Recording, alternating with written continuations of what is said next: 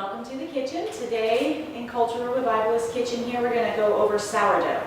Sourdough is a different kind of ferment than we've been showing on some of our blogs and easier videos that we've had, so we're going to get you started right here today.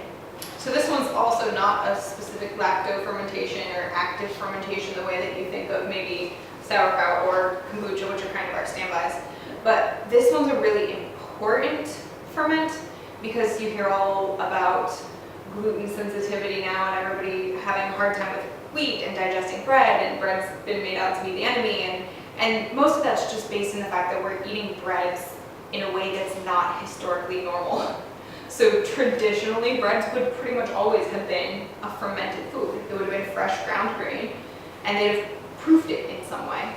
So the actual fermentation of the wheat breaks down those hard to digest proteins, makes them easier to digest, makes them safer on your stomach, makes them much better for you and more bioavailable with all the nutrients. And it also makes them tastier. So the fun thing about sourdough is that you can make pretty much any kind of baked good that you would normally do in a sourdough version. So assuming that you had just a sourdough starter to start with, you're going to start with about half a cup in this case, because we've got a whole quart jar.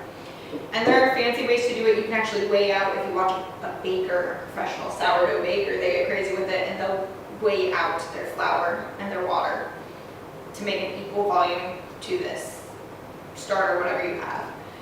I don't weigh them out because that's unnecessary, because they wouldn't have weighed them out historically. They would just dump some flour and added some water. So I add a little flour. We add a little water. We're going to use this guy, the fabulous Cultural Revivalist one. I like the spatulas because it keeps it from sticking to the sides. And this is one of those things that continues to grow. So you have to keep feeding it. If you're leaving it on the counter, you have to keep feeding it about once a day to keep it nice and healthy. And what you're looking for is kind of a not completely liquid consistency. I always add too much water. Then I add more flour. And then I have a lot of sourdough starter, as you see. So if you don't feed it and it gets hungry, it does start to produce this brownish liquid on top. It's called hooch. It's a normal part of the process. It doesn't mean that your starter died. It just means she's hungry. It just means she's hungry. And it's up to you. You can pour the hooch off and then just add more liquid, or you can stir it back in and you'll get really sour sourdough. So it's really a matter of your preference. But this is kind of the texture I like, and it'll even out those lumps. I want it a little thicker. It's just a thin line of hooch on this one, and probably can't even see it from there, so we'll probably just kind of mix that guy back in. As you feed it, if you're not consistently using it, you'll have what they call the discard, which would be this. So you're going to take a small portion every time you feed it, or you're having to feed it a lot. So in the 201 videos, we'll talk more about what to do with the discard and all the different ways you can use it and what to do so you're not just throwing it away, because that seems unnecessary and wasteful. We're not about that. So that's the basics. It's flour and water. The other option, if you've watched the sauerkraut video already, you knew that I saved a leaf. If you don't have access to a sourdough culture to get started with, or somebody that already makes it, or you don't want to buy some powdered stuff online, you can actually start a sourdough culture yourself. So in San Francisco or Seattle or those places that are known for it, all they gotta do is throw some water and flour out in a bowl for a day, and they've got big, bubbly, beautiful sourdough.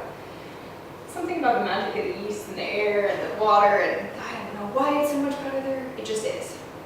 There's lots of ways to start your own. You could try it at home with just flour and water mixed up in a bowl, leave it open overnight, see what happens.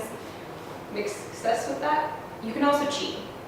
So any organic produce, especially things like cabbage and grapes that get this white powdery stuff on them, that's actually natural yeasts that the fruits and veggies hold. And they're the perfect ones to start a culture. So all you would do is throw your leaf in there, mix up your flour and water to make kind of equal weights, and let it go overnight. This is like your natural starter culture to get you all set up and big and bubbly and going. As soon as it's nice and bubbly and happy, you pull the leaves back out, toss them in your compost, and you have your culture, and you can go from here just like if you had started it from one that somebody had given you.